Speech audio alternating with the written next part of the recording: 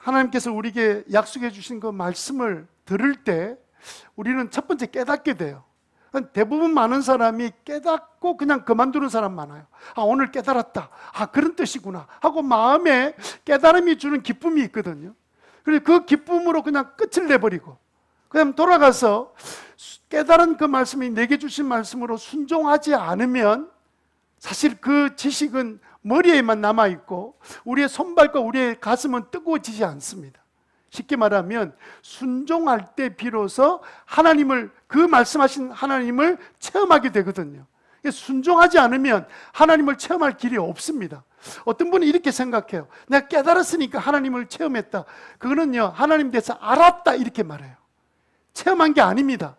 경험했다는 말은 내가 행동으로 순종할 때 그 나타나는 현상을 보고 그 말씀대로 이루어진 것 보고 아, 말씀이 그대로 맞구나라고 하는 그때 체험했다고 말하는 거지, 깨달은 것을 자꾸 그걸 믿음의 역사라고 생각하는데 깨달음은 성장으로 가지 않습니다. 깨달음은 성장으로 가는 첫 번째 단계예요. 그런데 그 자리에 머물러 있으면 아무런 변화가 일어나지 않습니다. 아마 여러분들이 신앙생활을 해보셨을 텐데 나름대로 오래 신앙생활 하다 보면 아는 게 많아지게 됩니다. 그런데 나는 변화되지 않았어요. 나는 조금만 일이 있어도 늘 넘어지고 조금만 일에도 절망하고 낙심하게 되고 믿음이 없는 모습으로 살아가는 내 자신을 볼 때 왜 그런가, 그 이유 중에 한 가지는 깨닫는 기쁨으로만 산 겁니다. 실제로 그렇게 가르치는 목회자도 있었어요.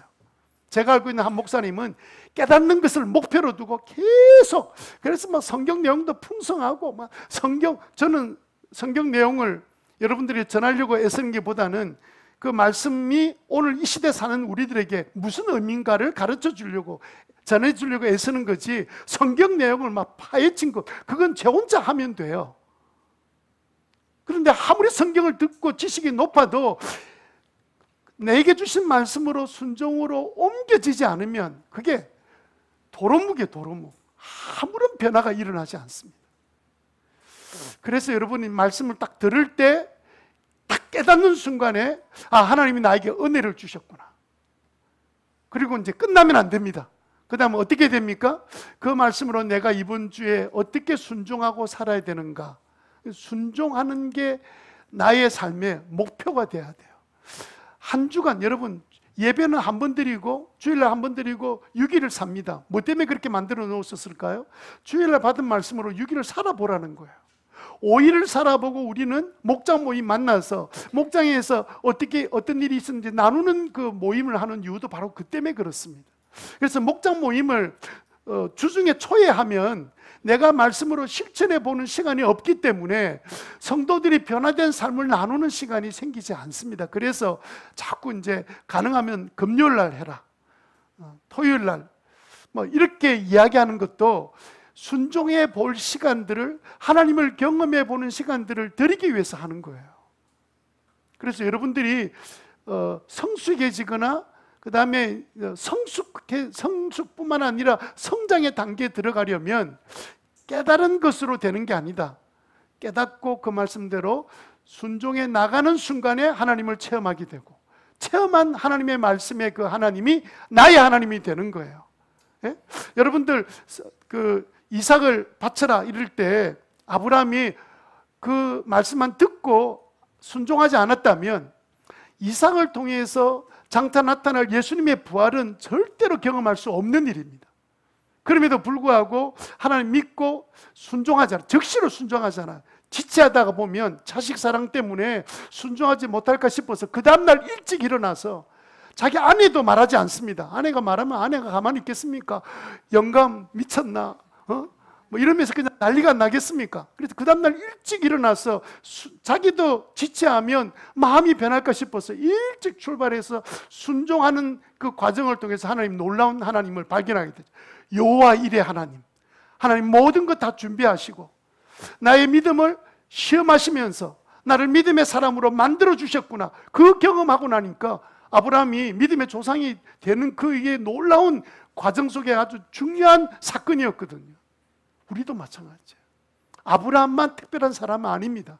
우리도 그런 사람 되기 위해서는 말씀을 딱 교회 와서 말씀을 들을 때 내게 주신 그 한 가지라도 딱 깨닫고 이번 이 말씀 가지고 한 주간 살아내야 되겠다. 그렇게 살아내면서 경험한 하나님을 여러분들이 이제 내가 이번 한 주간 동안은 정말 채우시는 하나님, 나를 축복하시는 하나님, 나를 사랑하시는 하나님을 나는 경험해서 그러면 믿음이 성장하고 성숙한 사람으로 바뀌게 되는 거예요. 일주일 내내 살기 바빠서 말씀 한 번도 순종해 보지 못하고 살면 하나님 우리의 그런 삶을 이해하시지만 그러나 나의 측면에서는 그 시간에 다시는 돌아오지 않습니다. 그 주간은 다시 돌아오지 않아요. 내가 성장할 기회를 내가 놓친 거예요. 그럼 앞으로는 잘하면 되지. 앞으로 잘해도 그날 이루어야 될 믿음의 성장은 다시는 얻을 수 없습니다.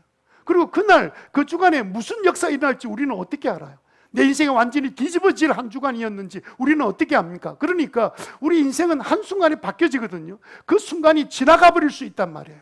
그러니까 이번 주간도 그냥 말씀만 듣고 깨닫고 그냥 돌아서 한 주간만 내 사는 게 바빠서 이래 살아버려서 하나님을, 내가 만나야 될 하나님을 체험하지 못했다면 그 체험하는 하나님이 여러분의 인생을 뒤집어 놓는, 변화시키는 그 하나님의 만남이었는데 내가 미지닥거리고 결정장애 있는 사람처럼 막 이런저런 일로 계속 미루다가 순종하지 못하면 나는 경험해야 될 하나님을 경험하지 못하게 되는 거예요. 그래서 여러분 글에 보면 첫 번째는 믿음을 선택하지 않으면 결정장애에 후회하는 삶, 결정장애의 특징은 후회하는 삶이라고 지난 시간에 말씀드렸습니다. 나는 아무것도 선택 안 했어. 아무것도 선택하지 않기로 선택한 겁니다.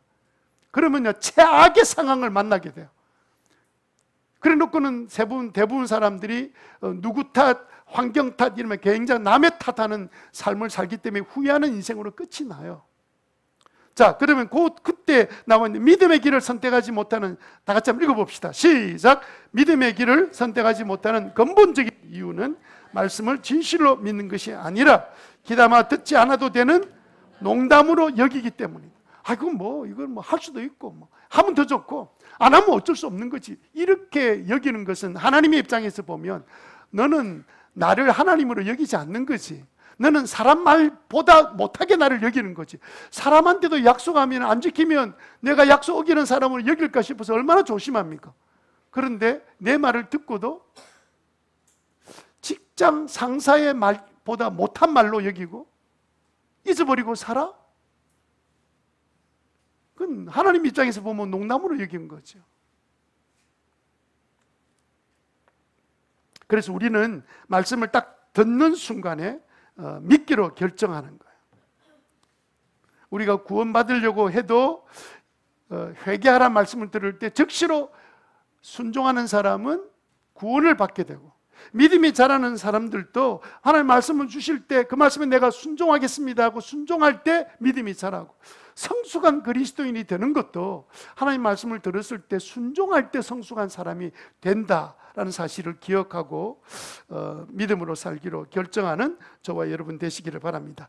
두 번째 우리가 하다가 말았는데, 두 번째는 뭐냐면, 그러면 믿음을 선택하려면 어떻게 해야 되느냐? 그때 즉시 결정해야 돼요. 즉시 미루지 말고 즉시 결정하라. 반복되는 말입니다만은 즉시 결정해야 합니다. 자, 덮어놓고 믿거나 믿으라 이러니까 사람들이 오해를 해요. 그래서 그 밑에 있는 말 다 같이 읽어보겠습니다. 시작. 덮어놓고 믿거나 교회만 다니면 저절로 믿어지는 것이 아니다.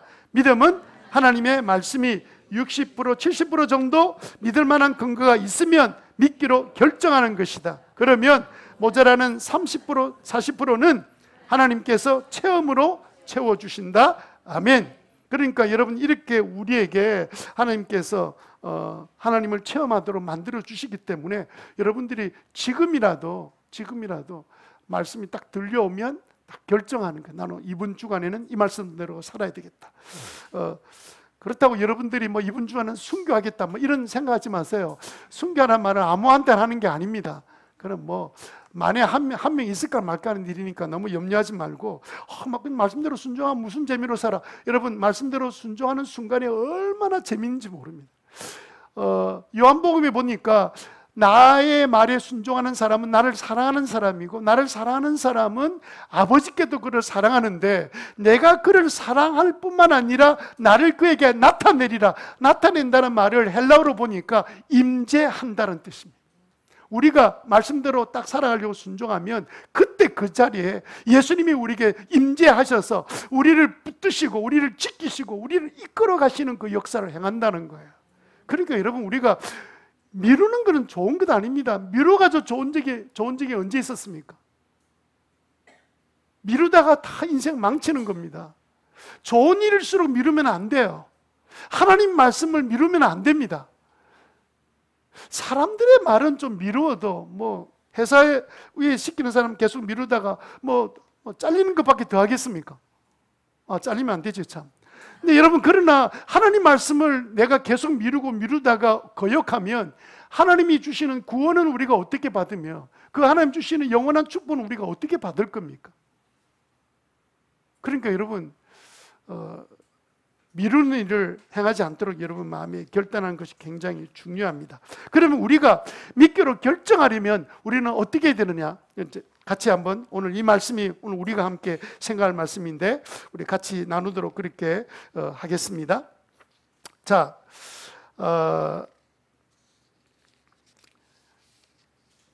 우리 마음속에 제가 딱 이렇게 믿기로 선택하라, 그러려면 결정해야 되는데, 결정할 때 무조건 목사가 나와서 무슨 말로 다 말하면 무조건 믿습니다, 그렇게 하라는 뜻이 절대 아니다는 걸 말씀드린 겁니다.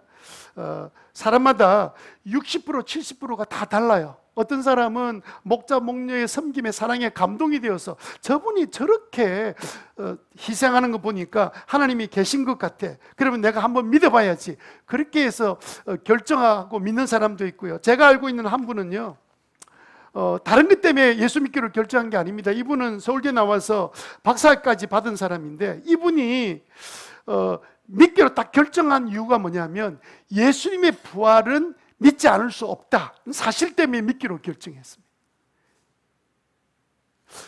예수님의 부활을 부정해 보려고 막 찾아보니까 부정할 수 없는 거예요.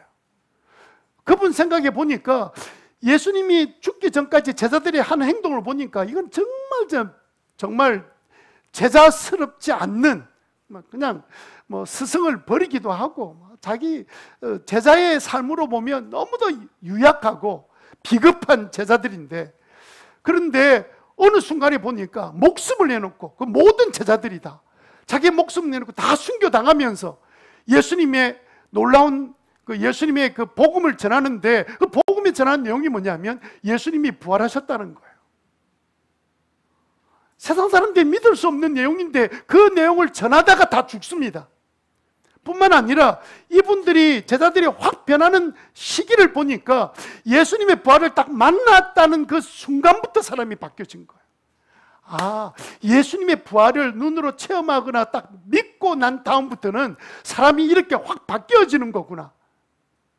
근데 그 사실 때문에 이분의 마음이 움직여졌습니다. 이분이요, 많은 것들을 나름대로 생각했는데, 그럼 다른 종교는 어떻냐? 모든 종교는 방법론만 다른 거지 결론은 다 똑같은 거 아니냐, 착하게 살고 그냥 바르게 살면 좋은 데 간다는 게 아니냐, 이렇게 생각하고 있었는데, 이분 생각에 그럼 기독교, 예수님과 다른 종교의 차이점이 뭔가, 이 부분을 좀 차이점을 찾아보려고 애를 썼습니다. 서울대 출신 되놓으니까 나름대로 머리를 쓰지 않았겠습니까? 가장 큰 것이 뭐였냐면요, 다른 종교의 교주들은 전부 다 무덤이 있는데 예수님만은 무덤이 없는 거예요.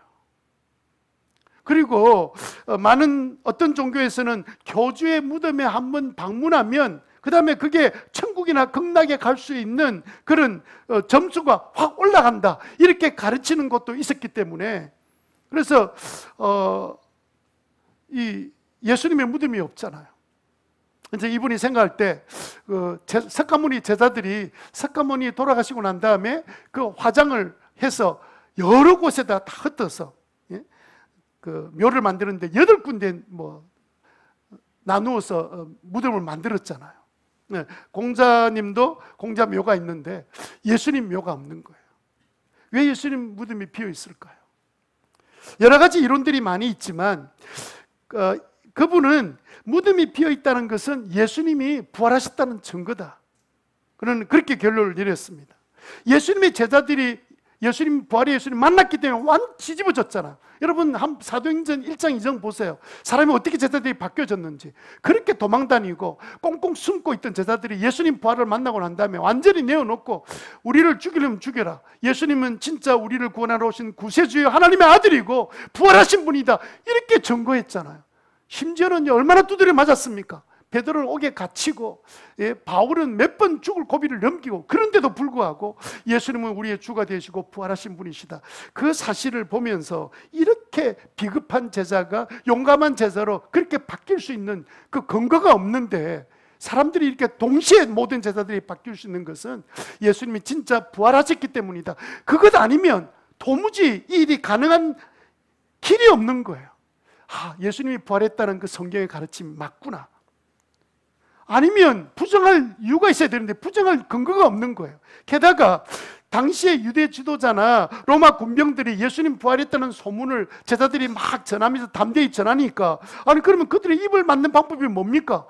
예수님 시신 여기 있다 하고 내놓으면 되잖아요. 아무도 내놓지 못했습니다. 예수님 부활하셨으니까 그 시신을 어떻게 내놓을 겁니까? 그래서 이분이 결론을 내린 거예요. 나는 예수님을 믿기로 나는 결정하겠다. 그리고 결정하신 거예요. 이분이 누구냐면 최영계 목사님. 이분은 30대까지 교회를 안 다녔습니다. 할아버지가 순교하신 분이지만 서울대학 다니고 이런 동안에 그 세상 학문에 빠져가지고 종교는 아무런 가치가 없고 필요 없는 일이다 이렇게 생각하고, 술과 도박하는, 노름하는 이런 걸 좋아하고, 이렇게 미국에서 유학생활할 때도 시간만 나면 자기들끼리 모여서 이렇게 술 파티하고 놀던 사람이었는데, 어느 날 전도자가 주는 영어 성경책을 받아 들고는 이 성경을 한 번 제대로 읽어본 적이 없는 그분이 성경을 펴면서 읽어가다가 부활의 부분에 와가지고 이분 마음이 완전히 달라지게. 여러분들에게 60% 70% 믿을 만한 근거가 뭡니까? 여러분들이 다 있어요. 여러분들이 한 60% 70% 하나님 말씀이 맞다고 여러분 느껴지면 그냥 믿기로 결정하시면 나머지 부분은 하나님이 채워주신다는 거예요. 100% 없습니다. 여러분들 100% 하나님이 다 믿어지고 이해가 되면, 그런 사람은요 죽었다 깨도 믿을 사람 아닙니다. 우리가 세상에서 무슨 일을 알아도 100% 알고 이해하는 일들이 어디 있습니까? 여러분 같이 살고 있는 아내, 남편, 자녀들 100% 알고 있습니까? 10%나 제대로 압니까? 그래도 믿고 살잖아요. 그런데 왜 하나님이 60, 70% 믿어지는데도 왜 결단을 못하고 머뭇거리고 있습니까? 나는 100% 이해돼야 돼. 저는 그런 분들이 믿을 거라고 저는 생각하지 않습니다. 그래서 이분 말씀처럼 나름대로 종교 창시자들이 나름대로 우리가 따를 만한 좋은 삶을 살았습니다. 그런데 그분들은 죽음 앞에서 어떤 일도 하지 못했어요. 심지어는 어떤 분은 이렇게 말씀하셨죠. 죽고 난 다음에 우리가 어떻게 됩니까? 라고 물으니까, 아니 세상에 살아있는 일도 모르는데 죽은 다음에 세계를 내가 어떻게 아느냐. 맞는 말이죠. 솔직한 이야기죠. 우리가 죽은 세계를 어떻게 합니까? 그런데 예수님이 이 땅에 오셔서 말씀의 80%가 전부 다 천국에 대한 이야기입니다. 그분이 천국에서 안 왔는데 70%, 80% 내용의 천국의 이야기를 어떻게 말씀할 수 있습니까? 그분만이 말씀할 수 있는 거예요. 왜? 천국에서 오셨으니까 말씀이 가능한 거죠. 죽은 다음에 이렇게 될 것이라는 말씀을 어떻게 할 수 있습니까? 그분은 죽었다 부활하셨으니까 죽음에 대해서 말할 수 있는 거죠.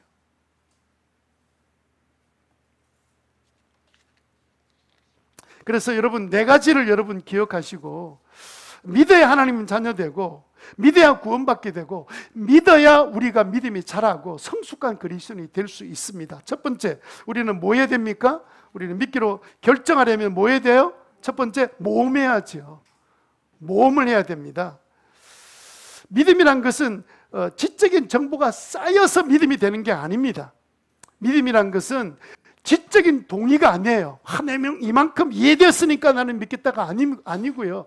믿음이라는 것은 그분에 대한 신뢰입니다. 여러분, 누군가 여러분 믿는다 할 때 그분에 대한 신뢰를 말하는 거지, 그분에 대한 지식을 말하는 게 아니잖아요. 그래서 여러분, 우리가 어떤 인격적인 존재를 신뢰하기 위해서는 그분이 어떤 분인지를 여러분 체험하셔야 돼요. 여러분은 나중에 예수를 안 믿는다 하더라도 먼저 예수님이 진짜 살아계신 분이라면 한번 체험하도록 시도해 보세요. 말씀대로 한번 살아보시고 기도하는 대로 한번 기도해 보세요. 어떤 일을 체험하게 될 건지. 체험도 해보지도 않고 순종도 안 해보고 하나님 없는 것처럼 그렇게 살아가는 것은 지적 동의도 하지 않고 신뢰도 하지 않는 사람, 정말 게으른 사람입니다. 자기 인생이 걸려있고 영혼이 걸려있는데 자기 몸에 조금 이상이 생기면 당장 병원 찾아가서 의사한테 이게 어떻게 된 일입니까? 치료를 하기를 원하면서도 자기 인생의 문제를 그렇게 허술하게 대한다는 것이 말이 되는 이야기겠습니까? 그래서 제가 지난 시간에 기도원에 대한 이야기를 했죠. 하나님은 할 수 없는 상황을 만들어서 할 수 있는 상황에서 하면 다 이루고 난 다음에 우리가 했다 이렇게 말할 거니까 아예 할 수 없는, 전쟁할 수 없는 300명만 남겨놓고 그리고 나 전쟁에 승리하게 하고 난 다음에 그들이 했던 말이 뭡니까? 하나님이 우리로 하여금 이기게 하셨다. 그렇게 보여주기를 원하시는 거예요. 그래서 여러분의 삶 가운데 어떨 때는요, 계속 여러분들이 말씀에 결단하지 않고 신뢰하지 않으면 어느 순간에 여러분들을 막다른 골목으로 몰아넣을 겁니다. 막다른 골목에 의사도 손들고 모든 사람이 아무것도 할 수 없는 상황을 만나게 될 겁니다. 그럴 때 하나님밖에 없다는 사실을 깨닫고 비로소 하나님을 찾게 되는, 그 일이 아니면 어떻게 하나님 살아계심을 경험할 수 있겠어요? 그런 과정에 들어가야 되는 게 아니고, 여러분들은 지금 말짱할 때 여러분들은 그냥 하나님이 정말 살아계신지 여러분 기도해보고 말씀을 순종해보고 하나님 체험해보면 되는 거잖아요. 아니, 내가 순종해봤는데 체험이 안 되더라. 그걸 하나님이 왜 믿습니까? 내가 기도했는데 계속해서 응답하는데 아무 이유도 없이 아무런 대답이 없는 하나님, 여러분 뭐 때문에 믿어야 됩니까? 그런 바보 같은 일이 어디 있습니까? 진짜 내 인생의 중요한 문제 같으면 그렇게 우습게 여겨야 될 문제는 아니죠. 모험하셔야 됩니다. 그 모험이 대단한 게 아닙니다. 그냥 그 말씀대로 한번 살아보는 거예요. 하나님께서 어떻게 일하시는지. 두 번째 우리가 해야 될 일은 뭐냐면 기대한다. 여러분, 우리가 하나님의 능력을 체험하는 방법 중에 한 가지가 기도입니다. 가장 간단한 방법이죠. 마가복음 11장 24절에 뭐라고 되어 있습니까? 같이 한번 읽어볼까요? 마가복음 11장 24절 시작. 너희가 기도하면서 구하는 것은 무엇이든지 이미 그것을 받은 줄로 믿으라. 그리하면 너에게 그대로 이루어질 것이다. 이 구절은요, 반드시 응답한다는 뜻입니다. 구한 것을 받은 줄 알고 믿으라. 도대체 너무한 거 아닙니까? 받지도 않았는데 받은 것처럼 구해놓고는 받은 것처럼 믿으라. 왜 이렇게 말합니까? 이렇게 말하는 이유가 뭐예요? 이 말은요, 하나님은 시시하게 내 인생이, 내가 봐도 내 인생이 시시한데 내가 주님 앞에 기도하면 하나님은 나를 어떤 존재로 보냐면 나를 무시하지 아니하시고 하나님의 뜻을 따라 순종하는 마음으로 그 기도한 것을 그대로 들어서 반드시 응답하실 것을 믿으라는 뜻입니다. 내가 그렇게 응답하겠다는 거예요. 그렇게 기대를 하라는 거예요. 이렇게 이야기해도 기대하지 않는다면 우리가 어떤 일이 생기겠습니까? 마가복음 6장에 보니까 그런 일이 생겼습니다. 예수님이 그렇게 말씀하시고 기적을 행하시고 돌아다니시고 그리고 모처럼 오래간만에 동네 자기 자랄 때 살았던 그 동네에 와서 동네 사람들한테 그 그리스도의 주님께서 하늘나라에 대한 복음을 전하는 가운데 있는데도 불구하고 그들이 저거 우리 동네 그때 우리 동네 자란 아이지, 그리고 예수님에 대해서 전혀 자기가 알고 있는 단편적인 지식 가지고 그냥 누구의 동생이고 누구의 형이고 누구의 오빠가 되고 요셉과 마리아의 아들이고, 그리고는 자기와 똑같은 존재로 생각하고 예수님에 대해서 아무런 기대를 향하지 않았습니다. 그때 마가복음 6장 5절에 보면 뭐라 되어 있습니까? 예수께서 다만 몇몇 병자에게 손을 얹어서 고쳐주신 것 밖에는 거기에서는 아무 기적도 행할 수 없었다. 아무것도 믿지 않는 거예요. 기대가 없는 곳에는 하나님이 역사하지 않는다는 겁니다. 여러분들 마음속에 하나님은 하실 수 있어 라는 그 기대가 없으면 하나님이 어떤 일도 행하지 않으신다는 뜻입니다. 그래서 여러분 이 말씀을 듣고 혹시 여러분들 가족이 누가 아프거나 힘들 때, 성도들이 고통 가운데 있을 때 그냥 기대를 가지고 주님이 역사하시겠다 생각하고 그냥 체면 열어놓고 그냥 기도 한번 해보세요. 고치시면 누가 고친 겁니까? 안 고치시면 누가 안 고치신 겁니까? 내가 안 고친 겁니까? 내가 기도할 때 주여 낫게 해주십시오. 그럼 내가 고친 겁니까? 내가 안 고친 겁니까? 하나님이 하신 거죠. 그러면 여러분, 하나님이 정말 기도했는데 응답되지 않았다면 적어도 몇 번 정도 기도하면 이거는 하나님께서 치료하실 뜻이 전혀 없는 것이다 확인하려면 몇 번 정도 기도하면 될까요? 하나님께서 모든 병자를 다 고치게 해주시는 거 아니잖아요. 몇 번 정도 기도하고 이건 하나님이 이 질병은 고치려고 하신 것이 아니구나 라고 받아들이려면 몇 번 정도 기도하면 될까요? 여러분들 몇 번 정도 기도하다가 포기하실래요? 3번? 야, 그건 너무 심하다. 3번? 끊임없이? 거짓말 하지 마. 끊임없이 3번도 안 했는데 어떻게 끊임없이 해? 10번. 네, 좋아요. 어떤 분은 어떤 분이 말씀하시기를 우리가 한 일에 대해서 한 70번 정도는 기도하고 70번 정도 기도했는데 응답이 안 되면 하나님의 다른 뜻이 있는 것으로 받아들인 것이 오히려 바른 태도다 이렇게 말을 하셨어요. 70번 어디서 나온 말이다, 그죠? 이런 분 70번. 적어도 우리가 그 정도는 주님 앞에 매달려 기도하고 하나님께서 역사하실 수 있는 것을 믿고 그렇게 기도했는데도 불구하고 응답하지 않았다는 것은 응답을 안 하신 것이 아니라 이 일은 내 뜻이 낫지 않는 거야 라고 이렇게 받아들이는 것이 우리에게 필요한, 그런 마음이 우리에게 필요한 거지. 그만두더라도 몇 번까지는 기도한다고요? 70번까지는 기도해놓고 나중에 하나님 앞에 가서 큰 소리 치세요. 왜 그때 기도했는데 안 들어주신 겁니까? 네가 몇 번 기도했나? 7번밖에 안 했지만 하지 말고. 3번째, 우리는 어떻게 하면 될까요? 잘 믿음으로 결정하려면 단순하게 믿는다. 단순하게 믿는다. 한번 따라 합시다. 시작. 단순하게 믿는다. 여러분, 우리가 믿음 잘하려면 좀 단순해야 됩니다. 그 하나님에 대한 신뢰에 대해서 처음에는 의심하고 막 확인도 하고 이러지만 한번 내가 이분 하나님은 적어도 60, 70% 믿을 만해 이러면 그냥 단순하게 믿으셔야 됩니다. 어떤 분은요 너무 따지고 머리를 굴려요. 생각이 너무 많은 거예요. 이루어지지 않을 생각까지 막 상상해가지고 막 이렇게 생각하니까 그게 순종이 됩니까? 이러면 절대로 삶에서 믿음이 안 자랍니다. 왜 믿음이 안 자랐냐면 체험하지 못했기 때문에 그래요. 체험하지 않은 것이 믿음이 되는 법은 없습니다. 그래서 여러분 생각 너무 복잡하게 하지 마세요. 그걸 바보처럼 살라는 것이 아닙니다.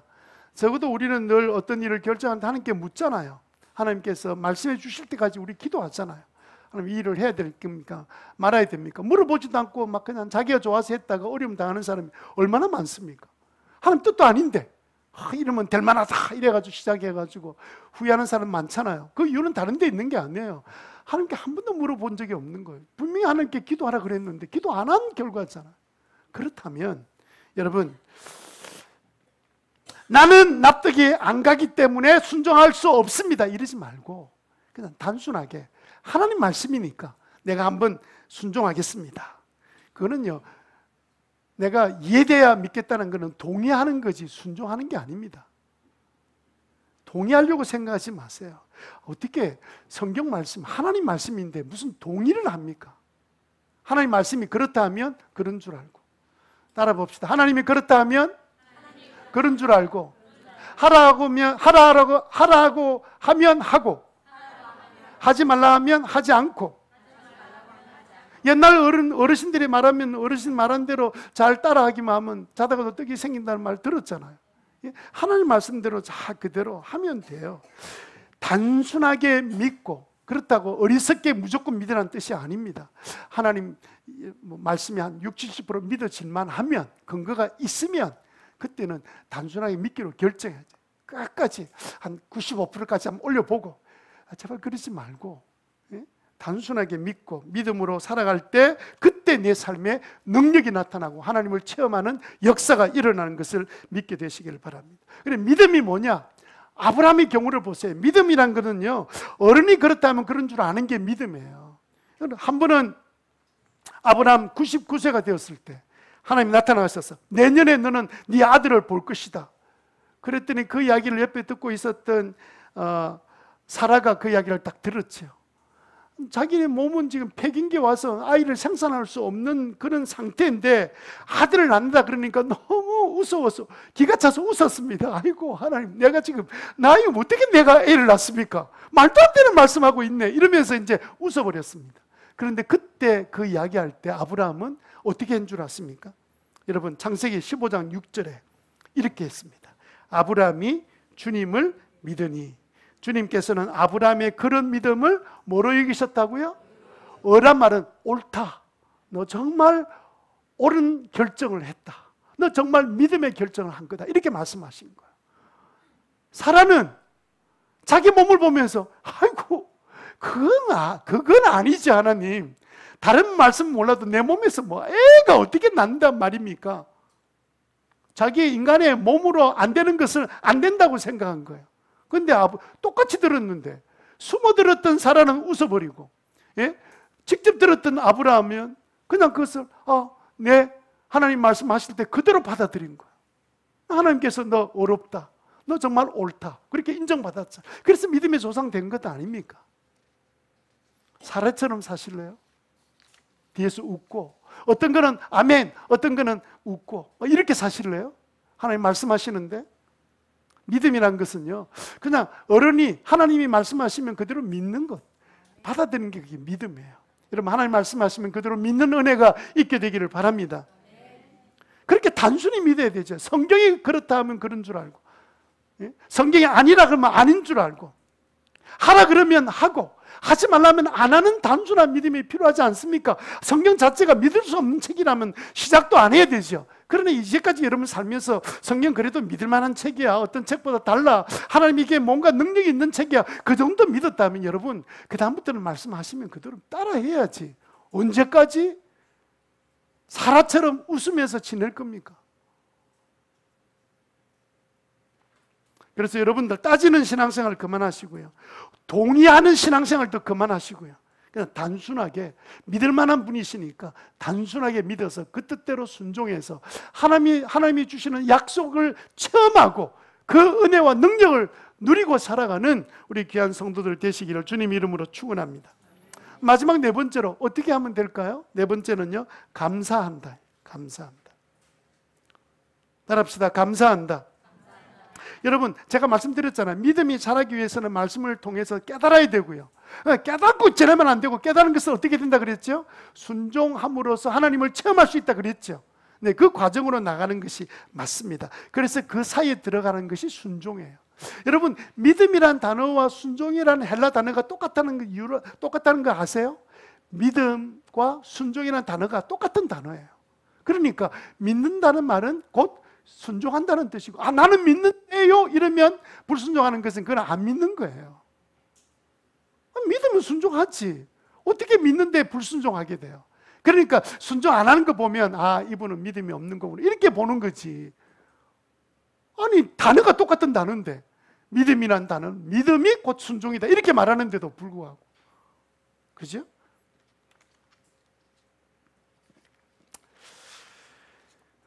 그래서 여러분, 기도에서 기도 응답을 자꾸 체험하다 보면 여러분들은 하나님에 대한 신뢰가 점점 생겨요. 기도하는데 응답되는구나, 하나님께서 약속한 대로 이루시는 분이시구나, 그게 간증이잖아. 근데 많은 사람들이 이제 간증할 때 삶 공부 간증, 기도 응답 간증, 세례 받은 간증을 하잖아요. 그런데 어떤 분 중에는 간증거리가 없는 분이 계세요. 그러면요, 그 마음속에 어떤 마음이 생긴 줄 압니까? 시험에 들기 시작해요. 하나님, 아니 저 사람 나보다 훨씬 더 늦게 믿고, 뭐, 나 보면 나 비교할 정도로 내가 볼 때는 뭐 별것 아닌 것 같은데 왜 저 사람은 기가 막히게 기도 응답하면서 왜 내 기도는 응답 안 해주는 겁니까? 이렇게 서운한 감정이 우리 마음속에 생길 수 있습니다. 그런데 여러분, 그렇게 그 정도까지 생각하는 분들은요, 그분이 은혜를 받지 않은 게 아닙니다. 은혜를 받았는데 감사 안 하고 지나가서 잊어버린 거예요. 많은 사람들이요, 기도응답 다 받았습니다. 예? 제가 뭐 남아공 목장 이야기 들어보니까 장로님이 뭐 어느 집사님 기도해서 응답받고 누구는 어디에 기도 응답받은 이야기를 하시더라고요. 그런데 본인은 정작 은혜를 받지 않은 것처럼 그렇게 생각하고 살아갈 수도 있습니다. 왜냐하면요, 그 은혜를 받을 때 그때 감사를 안 했거든요. 감사한다는 말이 뭡니까? 하나님이 하셨다고 내가 입으로 고백하는 거잖아요. 여러분, 우리가 보통 자주 은혜 받고 잊어버리는데, 우리가 이제 온 가족들이나 이제 특별히 며칠 동안 여행을 떠나기 전에 우리 보통 일반 교인들은 기도하잖아요. 하나님, 제가 안전하게 잘 가족끼리 잘 여행 갔다가 돌아오게 해주세요 하고, 안전한 여행길을 되게 해달라고 그렇게 간절히 이제 그래도 뭐 짧게라도 이제 기도하고 했는데, 여행 중에 사고가 터졌습니다. 차가 몇 바퀴 굴렀습니다. 그런데 아무도 안 다친 거예요. 그때 하나님께서 그 자리에 임재해 주셔서 은혜를 베풀어 주신 거죠. 그래서 큰 사고를 당한 사람들이 뭐라고 간증합니까? 하나님, 놀랍게도 하나님께서 나를 꽉 안아주셨는데, 그때 내가 마침 벨트를 풀고 있었는데 마치 하나님께서 누군가 나를 확 눌린 것처럼 차 밖으로 튀쳐나가지 않고 그 자리에 계속 머물러 있어서 나는 아무런 사고를 입지 않았습니다. 이렇게 간증하는 사람들이 있거든요. 그러면 여러분, 무사히 돌아온 사람도 돌아와서 하나님 앞에 감사헌금 하잖아요. 안전한 운전 되게 해주시고 또 기도한 대로 응답해 주셔서 감사합니다. 사고 나지 않도록 지켜주시니 감사합니다. 사고 안 난 겁니까? 사고 났죠. 나는 안 다친 거죠. 사고 난 거죠. 사고 가운데도 하나님께서 나를 보호해 주신 거죠. 그럼 우리는 마땅히 감사해야 되는 거거든요. 그런데 그런 감사를 안 하니까 나중에는 자기는 아무런 은혜를 입지 않은 사람처럼 그렇게 사는 거예요. 하나님의 은혜 가운데 살면서도 자신이 의식을 못하고 잊어버린 거예요. 얼마나 순간마다 하나님께 주신 은혜가 있는데, 그래도 우리 교회 다닌 사람이 적어도 몇 년 다니면 전부 다 기도 응답 받은 건 다 있잖아요, 목장에서. 근데 뭐 안 받은 사람처럼 남의 간증 들으면 나는 간증할 거리가 없어요 뭐 이러고 자랑하고, 그건 자랑이 아니죠. 아니, 꼭 뭐와 같으냐면요, 어항 속에 있는 물고기 같아요. 그 물고기를 밖에 이렇게 내놓고 마룻바닥에 내놓으면 막 파닥파닥 하잖아요. 그래서 그놈을 잡아가 다시 물에 넣으면 막 생생하게 막 이렇게 다니다가 조금 나중에 보면 그냥 가만히 있습니다. 아무 일이 없는 것처럼. 처음 살아날 때는 막 그냥 난리를 피우다가, 똑같아요. 우리가 어려운 가운데 하나님 은혜를 주시면 그때는 막 그냥 이러다가 조금 시간 지나면 뭐 내 힘으로 사는 거지, 뭐 내가 새때 밥 먹고 사는 거지, 그리고 사는 그 물고기가 비슷한 거예요. 그렇지 않습니까? 여러분, 그래서 하나님의 은혜를 의식하고 사는 방법은 여러분들이 감사하는 겁니다. 헌금 액수를 많이 하라는 게 아니에요. 여러분들이 감사를 놓치지 마세요. 적은 예물을 드려도 여러분은 감사를 표현할 줄 아는 사람이 돼요. 물론 우리 교회 성도들이 감사를 잘하는 편입니다만은, 제가 볼 때는 매주마다 감사해도 감사권은 차고 넘쳐요. 여러분, 그 감사를 왜 하냐? 하나님께도 기뻐하는 일이지만 내 안에 받았던 은혜에 대한 간증이 내 속에 쌓이는 거예요. 어떻게 그렇게 예수 믿고 시간 지났는데 마치 감사할 것이 하나도 없는 사람처럼, 은혜를 안 입은 사람처럼 사냐 말이에요. 감사 안 했기 때문에 그렇습니다. 작은 일에도 하나님께서 우리를 지키시고 보호해 주신 거예요. 한 주간 살아온 것도 하나님의 은혜인 줄 알고 감사할 줄 아는 그런 삶을 사는 저와 여러분 되시기를 주님 이름으로 축원합니다. 자, 우리가 이렇게 믿음의 길을 선택하면 어떤 일이 일어날까요? 세 번째로 어떤 일이 일어날까요? 살아계신 하나님께서 크게 뭘 주신다고요? 상 주신다. 자, 히브리서 11장 6절 같이 읽어봅시다. 시작. 믿음이 없이는 하나님께 나가는 사람은 하나님이 계시다는 것과 하나님은 자기를 찾는 자들에게 상 주시는 분이시라는 것을 믿어야 합니다. 이 두 가지가 있는데, 하나님이 계시다는 말은 뭐냐면 하나님은 살아계신다는 뜻이잖아요. 하나님은 살아계신 것, 그 다음에 또 한 가지는 하나님은 상 주시는 분, 상 주신다, 이 사실을 우리에게 말씀하고 있는 거죠. 카자흐스탄의 선교사님 이야기인데요, 이분이 원래 선교사님 운송 사업을 해서 꽤 사업이 잘 되다가 어느 날 갑자기 연쇄부도가 되면서 회사가 그냥 무너져 내렸습니다. 이분이 너무 신실한 분이기 때문에 그 빚을 떼먹을 생각을 하지 않고 빚진 사람을 다 찾아서 만나서 이야기했습니다. 제가 언젠가는 꼭 갚아드리겠습니다. 조금만 기다려 주십시오 하고 모든 사람에게 찾아가서 자기의 상황과 그리고 그 말을 동일하게 가서 다 이야기했는데, 그 이야기를 들은 사람들이 다 같은 업종 사람들이다 보니까 그 사람들이 더 이야기를 서로 들으면서 이분이 진짜 이제까지 자기들한테 향한 그 행동을 보면 믿을 만한 사람이다. 근데 이분이 어려운 가운데 부도가 났는데도 불구하고 찾아와서 꼭 갚겠습니다. 야, 우리가 좀 뭐 도와줄 일이 없겠나. 그래가지고 자기들끼리 이 사람이 빨리 일어나게 하는 방법은 우리가 이제까지 옆에서 빌려주기도 하고 사업을 하는데 자금이 필요한 거니까 우리가 좀 도와주자, 이렇게 해서 그분에게 이 감동받은 사람들이 돈을 모아서 한 번 더 다시 한번 시작해보라고 제기하도록 이렇게 밀어주었더니 이분이 5년 만에 빚을 다 갚아버렸습니다. 그리고 난 다음에 딱 회사를 다른 사람에 물려주고 난 다음에 카자흐스탄 선교사로 이분이 떠났었습니다. 이분의 생각은 뭐냐면, 나는 절대로 돈으로 선교하지 않는다, 이렇게 생각하고, 그럴 때 막 고려인들이 막 모여가지고 혹시 이제 한국 선교사가 이제 부자 나라의 선교사가 왔다, 뭔가 좀 우리가 얻어먹을 게 없나 막 이렇게 모였는데, 이분은 그냥 전혀 돈으로 선교하지 않고 그냥 말씀을 가르치고 이렇게 세례받게 하고 복음을 전하고 이렇게 예수님 영접하게 하는데, 이분은요 세례 영접할 때 조건이 뭐냐면, 우리로 말하면 삶 공부하고 세례받고 11조 하기로 결심하지 않으면 세례를 주지 않았습니다. 왜냐하면 이게 믿음이 자라지 않는다는 거예요. 그래서 이분이 11조를 해야 되는데, 한 자매가 이제 예수님 영접하고 세례받는데 이제 이 선교사님 물은 거예요. 11조를 하기로 결정해야 된다. 그 자매가, 나는 지금 직장이 없고요, 빚도 져 있는데 제가 어떻게 11조 할 수 있습니까? 저 같으면 마음이 약해서 그러면 나중에 이제 돈이 벌거든 그때 11조 해도 돼요, 그때 하세요, 막 이렇게 말할 텐데, 이 선교사님이 뭐라고 말한 줄 압니까? 당신은 지금 먹고 살고 있잖아요. 한 달 동안 먹고 사는 게 어느 정도 먹고 사는데 돈이 얼마나 들어갑니까? 자기 계산해 보니까 우리나라 돈으로 한 6만 원 정도 쓰더래요. 자기 나라 돈으로, 우리나라 말로 말하면 한 6만 원 정도 쓰더래요. 선교사님, 그럼 6천 원 11조 하세요.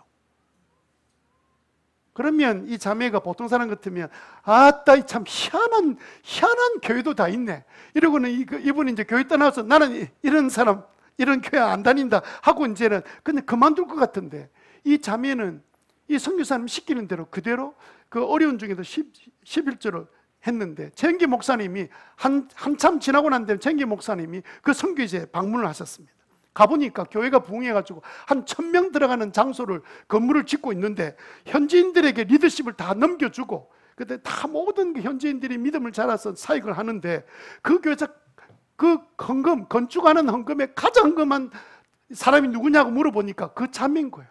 그 자매가 그동안, 여러분 잘 압니까? 주얼리가 뭔 줄 알죠? 장신구 파는 가게가 5개를 갖고 있는 거예요.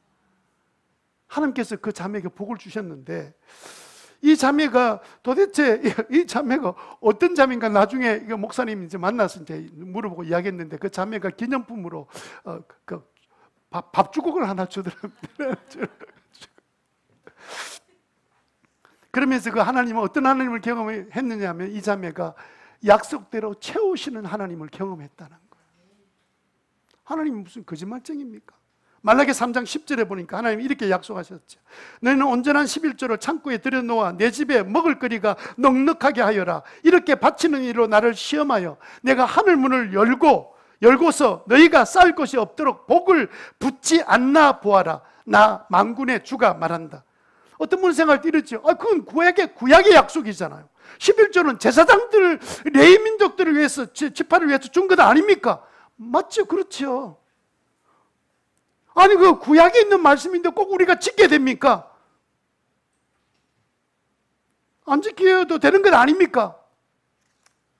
그런데도 불구하고 구약에 있는 레위 지파를 위해서 드린 11조지만 그 11조를 드린다고 하나님께서 야야 이거 구약 백성들한테 내가 준 그 11조 명령이야. 넌 11조 안 해도 넌 11조 안 해도 되고 11조 해도 아무 소용이 없어. 하나님 그렇게 말씀하시겠습니까?